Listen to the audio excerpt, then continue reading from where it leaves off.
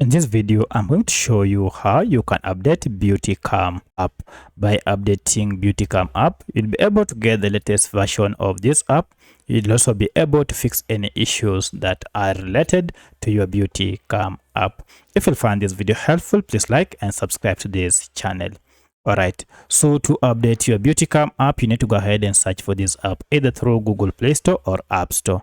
For my case, I'm on Android, and therefore I'll go ahead and through Google Play Store search for the app using this search bar. If you can't see the search bar, go ahead and just look for the search icon below and tap on it. Then search the app by name like that, and then tap on search here.